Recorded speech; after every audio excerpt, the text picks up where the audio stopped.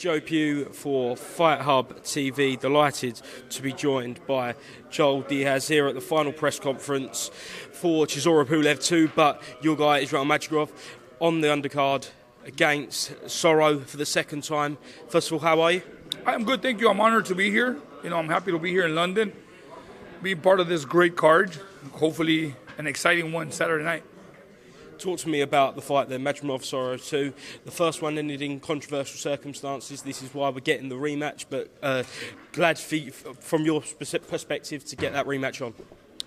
Well, the WBA ordered a rematch because the first fight was a controversy due to a stoppage after the bell rang, And honestly, it was nobody's fault. Nobody in that arena heard the bell, nor the referee, the corners, nobody did.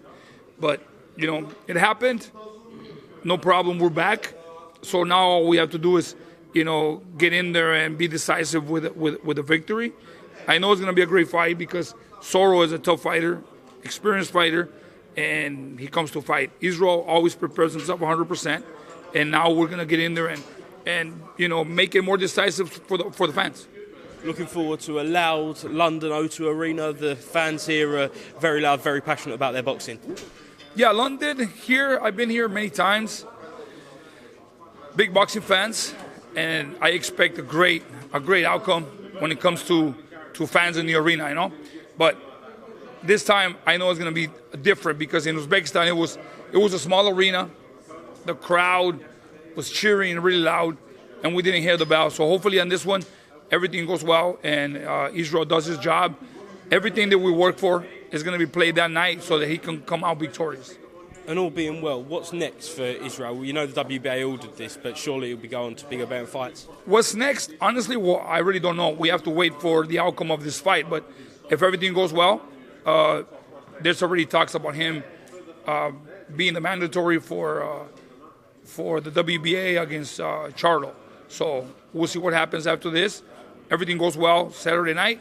Looking forward to a world title fight, to a world title opportunity sometime the beginning of next year or end of this year.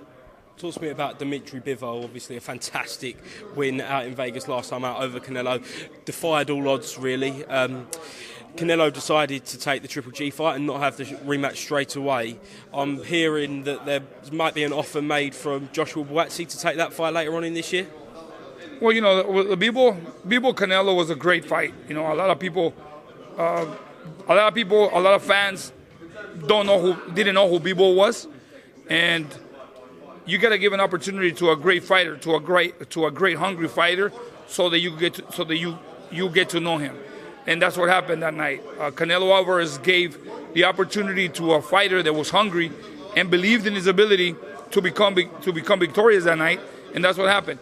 Coming into camp, Bivol comes into my gym with his trainer, with his whole team, and just making us part of their team. So for advices and a little bit of help of what we think about Canelo, the fight plan, the strategy, so.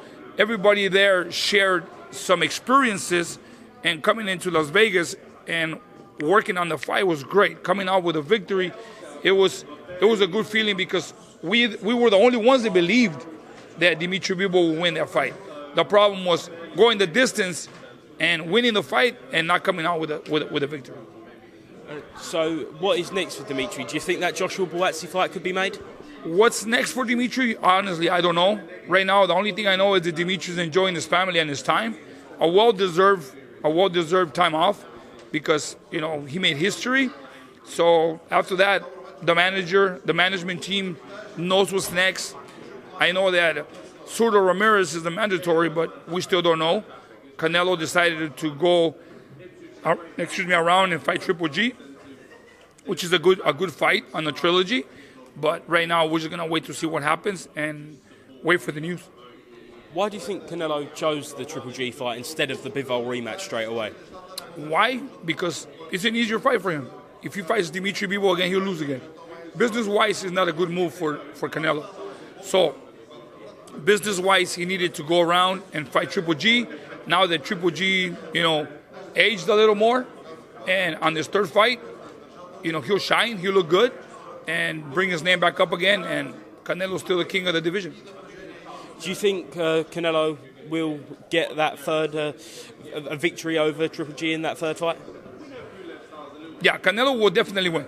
I mean, I have no doubt in my mind because, I mean, Canelo's still in his prime. Triple G already has a loss in his record. He hasn't been looking great in his last fights. And obviously age is a big factor. So I think that Canelo should win, and he should win decisive on this one. Excellent. Just a couple of quick ones. It looks like that we finally may get Crawford versus Spence in the latter parts of this year. First of all, do you think the fight will happen, and who do you pick in that one? Look, that fight has been on the talks for a long time. If it hasn't happened, it's for a reason. It's business purposes. I mean, boxing is about making money. And they have to wait till the right moment so they can sell a lot of pay-per-views and they can make money on the gate and stuff like that, That fight could have been done years ago.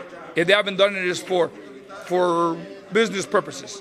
But now that they're close to making it, they're going to blow it up and they're going to generate a lot of attention. That fight is not a big deal. Terence Crawford is a smart fighter. Errol Spence is a strong physically fighter. But style-wise, Crawford will win. Decision. He'll win by decision. I don't think either of them will knock each other out. But I think Terence Crawford has the tools to beat Errol Spence. I'm not taking anything from Errol Spence.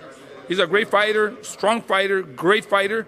But if I have to choose, stylistically, Terence Crawford has a little bit more tools to win the fight by decision. And last one, Joel, thanks for your time. Devin Haney, he recently become undisputed champion in the lightweight division, a division that's popping over in the States. How do you think he does against the likes of Tank, Ryan Garcia, Lomachenko? The division's really thriving. It's important to get these fights on. I really don't know him because Devin Haney is a fighter that, doesn't bring a lot of action to the table, Honestly, I haven't seen much of him. The only time I've seen, and I don't take credit from Devin Haney. He's a great fighter. He's just slick, smart fighter. But honestly, against a Devin Haney, against a Tank Davis, against a Ryan Garcia, I don't know. We have to see because styles make fights. And I saw him fight Jorge Linares, which was a good fight. Jorge Linares already towards the end of his career with power. And David Haney has the tools because he's slick, he's smart. He can outbox you. But against a Tank Davis, it's honestly, to me, it's complicated to figure it out because those two fighters are young, they're in their prime, and they're slick, smart fighters. Excellent, Joel Diaz. Thank you very much for your time and best of luck on Saturday night with Errol. Cheers. Thank you. Thank you. Thank you so much for watching this video, and make sure to subscribe for more videos of your favorite fighters over here on Fight Up TV, and give us a follow online as well at Fight Up TV on Twitter and on Instagram. We appreciate it, guys.